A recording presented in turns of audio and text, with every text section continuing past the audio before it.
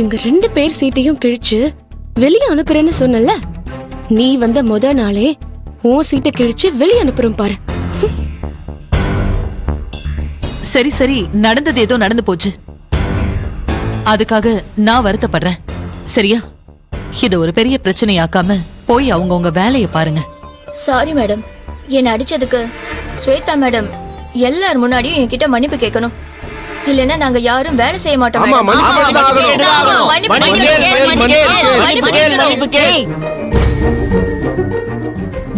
யார்கிட்ட மன்னிப்பு கேக்குறது? நான் யார் தெரியுமா? நீங்க யாருங்கறத காலையில இருந்து சொல்லிட்டே தான் இருக்கீங்க. அதனால எங்களுக்கு நல்லாவே தெரியும். ஆனா நீங்க யாரா இருந்தாலும் ஒரு ஸ்டாஃப் அடிச்சது தப்பு. அதனால நீங்க மன்னிப்பு கேட்டுதான் ஆகணும்.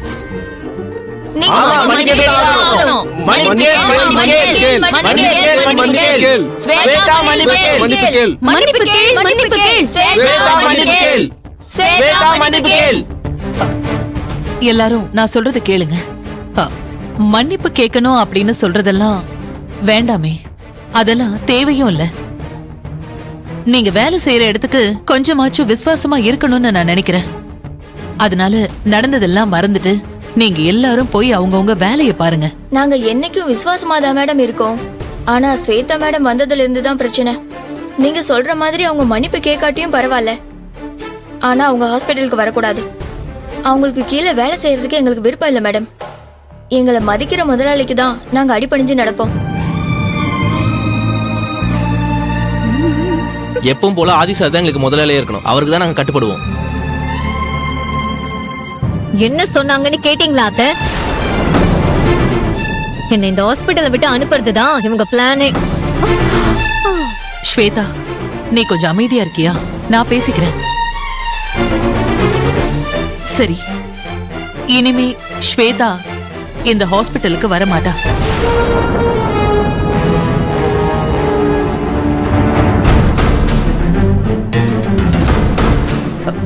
உங்க யார் வேலையிலயும் இவ தலையிட மாட்டா.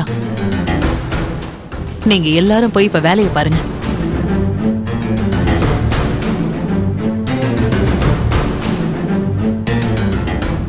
என்னம்மா ஸ்வேதா மதிய வேலையை விட்டு தூக்கிடுவாங்கன்னு சொன்ன, ஆனா எல்லாரும் சேர்ந்து அவங்கள வேலையை விட்டு தூக்கிட்டாங்களே.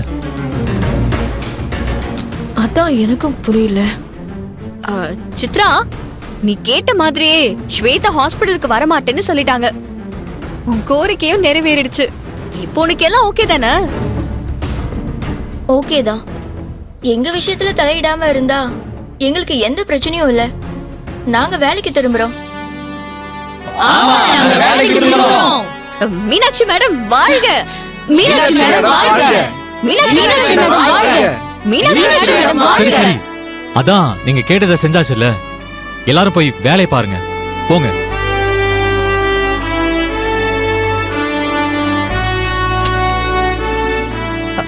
டேய், இங்க வா.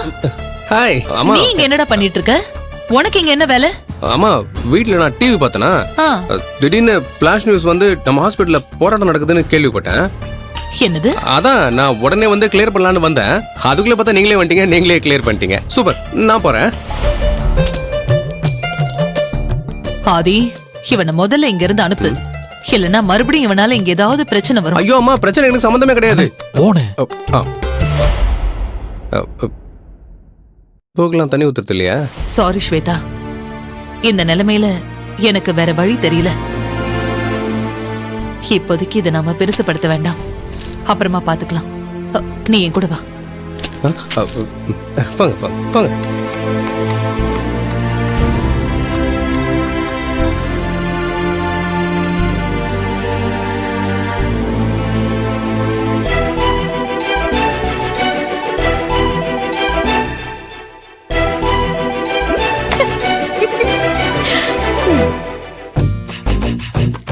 என்ன, நீங்க ஆசைப்பட்டது நடந்துருச்சு போல இருக்கே. சார், எங்களுக்கும் இதுக்கும் எந்த சம்பந்தமும் இல்ல. நீங்க எங்களை தப்பா புரிஞ்சுக்கிட்டு இருக்கீங்க. நம்பிட்டேன். நான் நினைச்சிருந்தா ராஜா மீனாட்சி கிட்ட, ஐ மீன் எங்க அம்மா கிட்ட உன் லவ் பத்தி சொல்லிருப்பேன். ஆனா சொல்லாம இருக்கனே, எதுக்காக? கட்டிங்கா? ஆதி கொடுக்க போற கட்டிங்காக. இந்த கட்டிங்காக இல்ல, இந்த கட்டிங்காக. ஓ அப்படியா? சரி சார், நான் ஆதி கிட்ட வேணா அதிகமா கட்டிங் கொடுக்கறேன். நீங்க நேரா போய் மீனாட்சி மேடம் கிட்ட நான் லவ் பண்றேன்னு சொல்லிடுங்க. இந்த டீலிங் நல்லா இருக்கே. இந்த வரேன். அண்ணே அண்ணே அண்ணே, நீ வேற வந்து குழப்பம் பண்ணாத. இப்ப என்ன, உனக்கு பணம் தானே வேணும்? இந்தா. என்னது இது? வெறும் 1000 தான் இருக்கு. இது எவ்வளவு பெரிய ஹாஸ்பிட்டல், நீ எவ்வளவு பெரிய டாக்டர், உனக்கு எப்படி ஒரு லவ்வரு இவ்வளவும் வச்சுக்கிட்டு இப்படியா கேவலப்படுத்துவ? நியாயமா? ஐயோ அண்ணே, இப்போதைக்கு இது போதும். இதை வச்சுட்டு கிளம்புங்க முதல்ல. இப்ப போறேன், ஆனா மறுபடியும் வரமாட்டேன். ஏன்னா என் பேரை சொல்லி ஒரு போராட்டம் பண்ணாலும் பண்ணுவாளுங்க. Dangerous fellow. Anyhow, thank you my dear தம்பி. போங்க போங்க.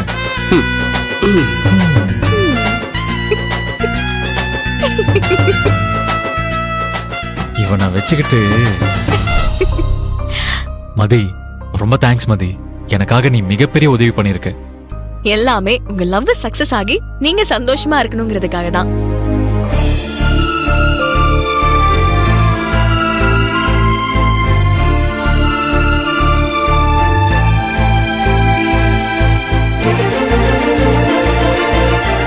ஆனா இந்த ஸ்வேதாவை ஹாஸ்பிடல்ல விட்டு அனுப்புனதெல்லாம் பெரிய விஷயம் இல்ல. அவளை நிரந்தரமா உங்க 2 பேருக்கும் நடுவுல வராம செய்யணும். அதுதான் பெரிய விஷயம். புரியுது மதி. சரி, நாங்க போய் எங்க வேலையை பாக்குறோம். வா போலாம்.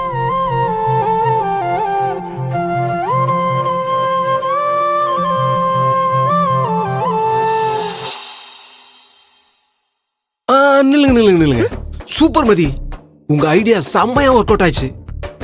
இந்த சக்சஸ கொண்டாட நான் உங்களுக்கு ட்ரீட் கொடுக்கலான்னு இருக்கேன். உங்களுக்கு என்ன வேணும்னு சொல்லுங்க. ஐஸ்கிரீம் இல்ல கேக் ஆர்டர் பண்ணலாமா? இல்ல அதெல்லாம் வேண்டாம் அர்ஜுன். எதுக்கு தேவையில்லாம செலவு பண்றீங்க? இல்ல, நானும் உங்க சந்தோஷத்துல பங்கெடுத்துக்கலான்னு கேக்குறேன். அர்ஜுன், இது நான், மகிழ்னி, ஆதி, இது எங்க 3 பேருக்கு மட்டும் உள்ள ஃப்ரெண்ட்ஷிப். எங்களுக்குள்ள பிரச்சனை, எங்களுக்குள்ள சக்சஸ், அவ்வளவுதான்.